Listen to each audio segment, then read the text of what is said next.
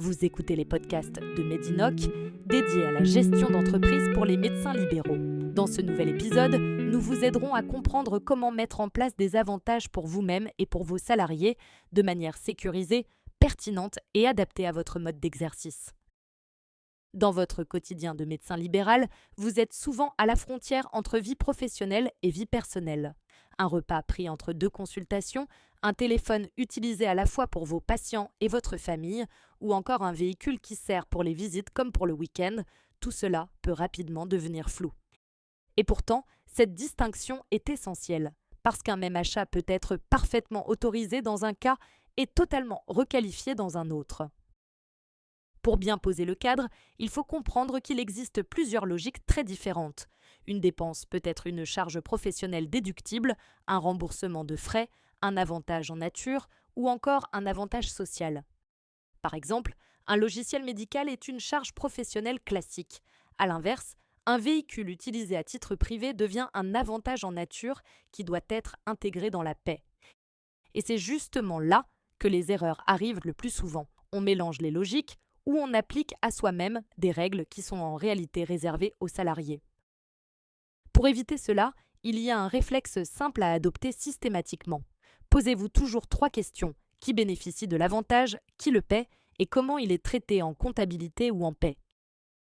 Une fois ce cadre posé, on peut rentrer dans le concret, parce qu'en pratique, certains dispositifs sont particulièrement utiles, à condition de bien les utiliser. Commençons par les repas, qui concernent presque tous les médecins. Si vous êtes en entreprise individuelle ou en bénéfices non commerciaux, vous pouvez déduire des frais de repas uniquement si vos contraintes professionnelles vous empêchent réellement de rentrer chez vous. En 2026, la logique est simple. Un repas pris à domicile est valorisé à 5,50 € et un plafond de 21,40 € s'applique pour un repas à l'extérieur, ce qui donne une déduction maximale courante de 15,90 €. A l'inverse, pour vos salariés, le dispositif le plus simple reste le titre restaurant. Vous devez financer entre 50% et 60% du titre avec une exonération jusqu'à 7,32 € par titre en 2026. Prenons un exemple concret. Si vous embauchez une secrétaire et que vous mettez en place des titres restaurants, cela peut représenter un gain de pouvoir d'achat direct pour elle, sans charge supplémentaire pour le cabinet dans les limites prévues. Poursuivons avec un autre sujet très fréquent, le véhicule.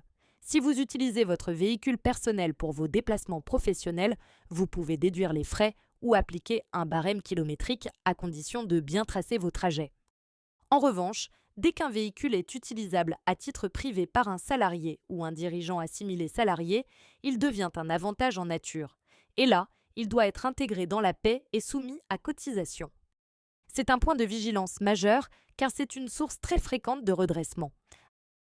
À présent, il est important de s'arrêter sur un dispositif souvent méconnu, mais particulièrement intéressant pour vous en tant que médecin libéral. Il s'agit des chèques vacances. Contrairement à une idée reçue, vous pouvez en bénéficier même si vous n'avez aucun salarié. En tant que chef d'entreprise non salarié, vous pouvez mettre en place ce dispositif pour vous-même dans le cadre de l'Agence nationale pour les chèques vacances. En 2026, le plafond ouvrant droit à exonération est d'environ 540 € par an. Cela en fait l'un des rares leviers directement mobilisables pour vous avec un cadre relativement sécurisé. Concrètement, cela peut vous permettre de financer une partie de vos vacances tout en optimisant le traitement social et fiscal, à condition bien sûr de respecter les règles du dispositif. Dans une logique complémentaire, d'autres avantages peuvent être mis en place pour vos salariés afin de renforcer l'attractivité de votre cabinet. C'est notamment le cas du CESU préfinancé qui permet de financer des services à la personne avec une exonération pouvant aller jusqu'à 2 591 € par an et par bénéficiaire. Vous pouvez également proposer des chèques culture ou des bons d'achat dans des conditions encadrées, souvent simples à mettre en œuvre lorsque les montants restent raisonnables. Autre levier très concret, les transports. Le remboursement de 50% des abonnements de transport public est obligatoire et vous pouvez aller jusqu'à 75% tout en restant exonéré. Vous pouvez aussi mettre en place un forfait mobilité durable exonéré jusqu'à 600 € par an, notamment pour les salariés qui viennent à vélo ou en covoiturage. Mais au-delà des dispositifs eux-mêmes, ce qui fait la différence, c'est la méthode. un avantage bien choisi mais mal mis en place peut devenir un risque. La bonne démarche consiste à suivre quelques étapes simples. D'abord, identifier le besoin réel, améliorer le pouvoir d'achat, rembourser une dépense ou sécuriser un usage mixte. Ensuite, choisir le bon bénéficiaire. Est-ce vous-même un dirigeant ou un salarié? Puis vérifier la règle applicable. Est-ce une charge, un avantage en nature ou un avantage social? Et enfin, chiffrer le coût réel et formaliser le dispositif par écrit. Et justement, avant même de passer à l'action, il est essentiel d'insister sur un point de vigilance souvent sous-estimé.